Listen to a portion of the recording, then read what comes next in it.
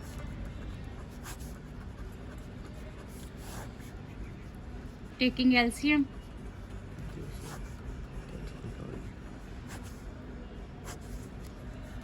140 by बस इन्हों add कर दो कितना है 345 आंसर है।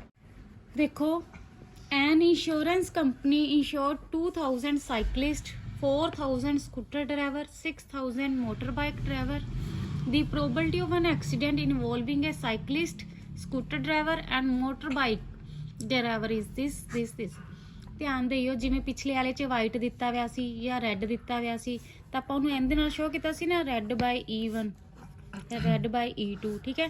फिर अपने को डिफेक्टिव सी आपां defective D by E1 D by E2 लिखिया सी। हुण इत्थे एक्सीडेंट दी देती एक्सीडेंट नूं सपोज कर लो A नाल तां A by E1 A by E2 example नहीं मैं दसी होनी है कि जे अपने को रैड बोलदा है तां रैड बाय E1 ठीक है रैड बाय E2 डिफेक्टिव सी तां आपां D by E1 D by E2 लिख लिया सी। ਹੁਣ ਇੱਥੇ ਐਕਸੀਡੈਂਟ ਦੀ ਦਿੱਤੀ ਵੀ ਹੈ ਤਾਂ A by E1 A by E2 A by E3 ਇਸ ਟਾਈਪ ਨਾਲ ਲਿਖ ਲਿਓ। ਕਹਿਣ ਦਾ ਮਤਲਬ ਹੈ ਕੋਈ ਨਾ ਕੋਈ ਇਵੈਂਟ ਦਿੱਤਾ ਹੋਇਆ ਹੋਊਗਾ।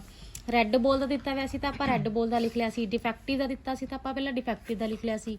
ਹੁਣ ਐਕਸੀਡੈਂਟ ਦਾ ਦਿੱਤਾ ਹੋਇਆ ਤਾਂ ਐਕਸੀਡੈਂਟ ਦਾ ਲਿਖ ਲਾਂਗੇ ਠੀਕ ਹੈ। ਹੁਣ ਇਹਨਾਂ ਨੇ ਆ ਦੇਖੋ ਕੀ ਕਿਹਾ ਹੋਇਆ ਆ ਦੇਖ bag an insurance company insured कर दी है 2000 cyclist 4000 scooter driver and 6000 motor bike drivers the probability of an accident involving a cyclist scooter driver and motor bike driver is this one of the insured person meet with an accident what is a probability is a scooter driver देखो scooter driver वाले नूं तुसीं की light कर लो E2 cyclist E1 light कर लो scooter driver E2 light कर लो motor bike E3 light कर लो। देखो E1 cyclist E2 scooter driver ते E3 motor bike driver.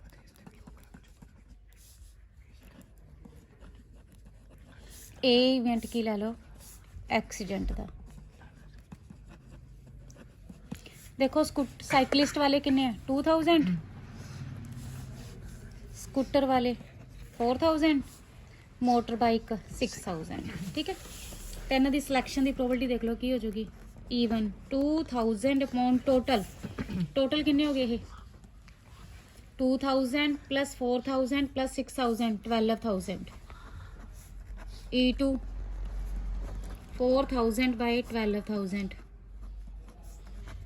E3 6000 upon 12000 देखो A by E1 A by E2 A by E3 A by E1 का मतलब कि accident जेड़ा involve करता है cyclist accident scooter driver accident motor bike इन्हां दी प्रोबेबिलिटी गिवन है थोनों 0.01 ठीक है पॉइंट हटा के किया जाएगा 1/100 दूसरे दी की है 0.03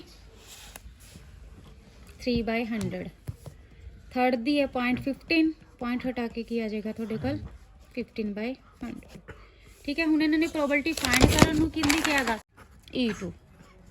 E2 बाय A ऊपर फेवरेबल केसिस अपॉन च टोटल केसिस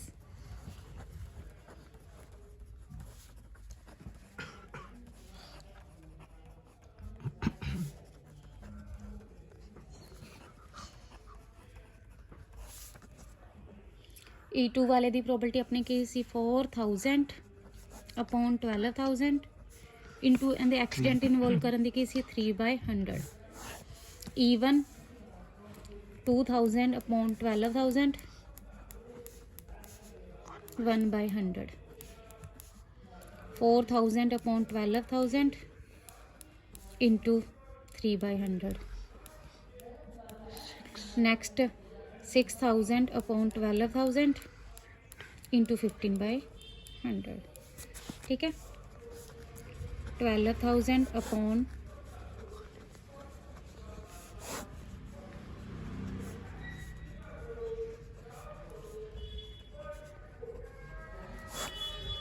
टेकिंग एल्शियम देखो दिस वन कैंसल ऐड करोगे कितना बन जाएगा 30 ਨਾਲ 30 ਦਾ ਕੈਂਸਲ ਆਊਟ ਵੀ ਕਰ ਦੂੰਗੇ।